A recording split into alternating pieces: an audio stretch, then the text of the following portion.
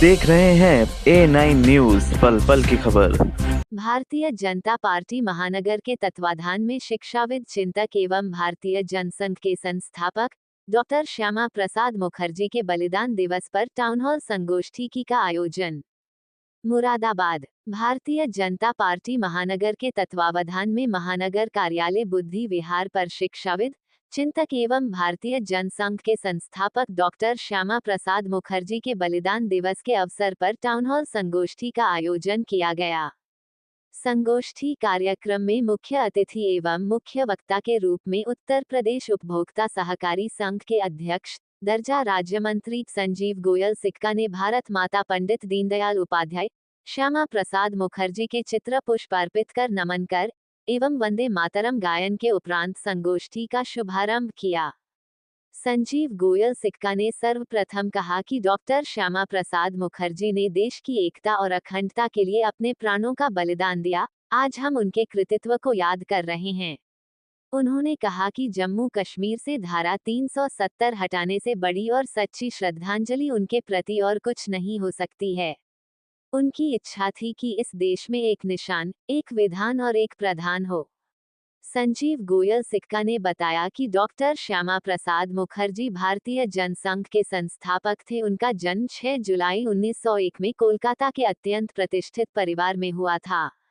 उनके पिता आशुतोष मुखर्जी बहुमुखी प्रतिभा के धनी थे। डॉक्टर श्यामा प्रसाद मुखर्जी ने 1917 में मैट्रिक पास किया। 1921 में बीए की उपाधि प्राप्त की। 1923 में लॉ की उपाधि प्राप्त करने के उपरांत पर विदेश चले गए।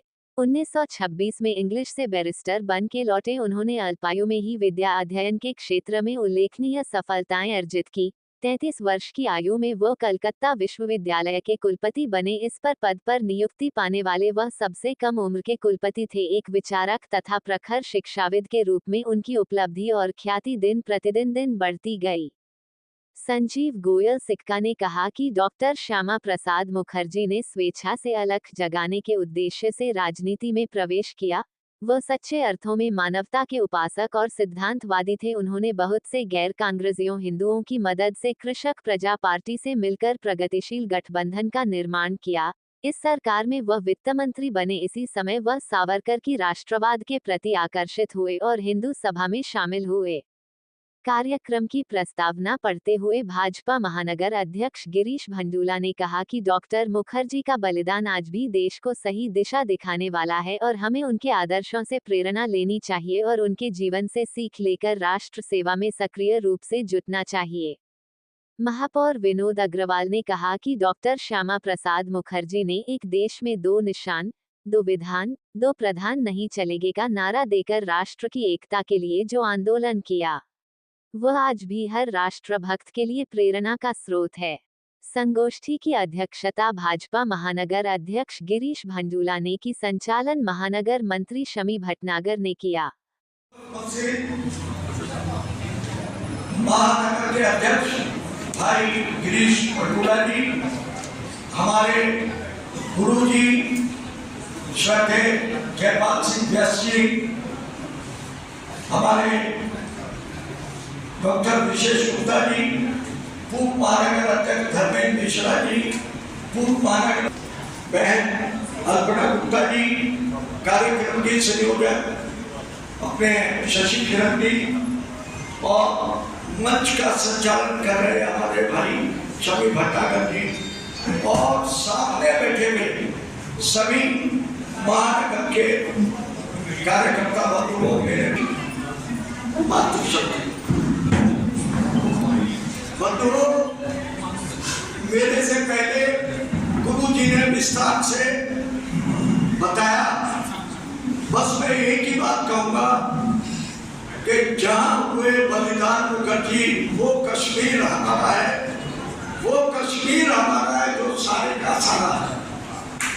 तो हम लोग इसी भावना के साथ आज कश्मीर ही नहीं, जो कश्मीर के साथ आजाद कश्मीर जिसे हम बोलते हैं पीओके, वो भी हम हमारा है। तो अब ये भी होके रहेगा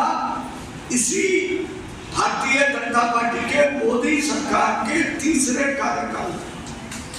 इसी संकल्प के साथ हम लोग कहेंगे कि श्यामा प्रसाद मुखर्जी जी का जो स्वप्न है वो एक दिन हम नए भारत के निर्माण में इसको भी मिला के पूरा करेंगे।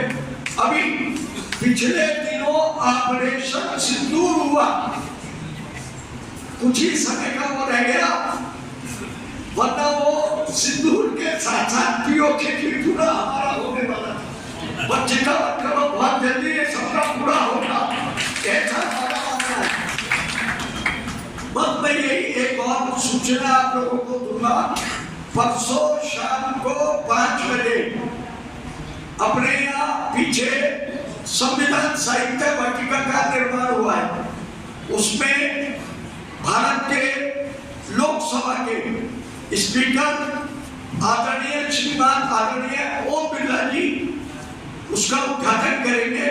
तो मेरी सभी अपने कार्यकर्ता बंधुओं से निवेदन है और आग्रह है कि आप लोग सब शाम को 5 बजे मुरादाबाद में संविधान पार्क पर सभी लोग अपना आने की प्रार्थना करता हूँ। दूसरी बात, चलो अगली बात बाद में करेंगे।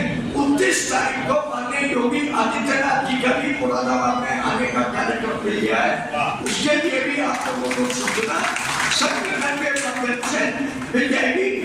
परसों की सूचना, चूंकि उसके आयोजक निर्यातक है, कुछ डिजाइन को हमारे वो वहां पर निर्यातक मंगवाएंगे और ये नगर निगम की तरफ से, तो इसमें हमारे अपने सभी बंधुवर्ग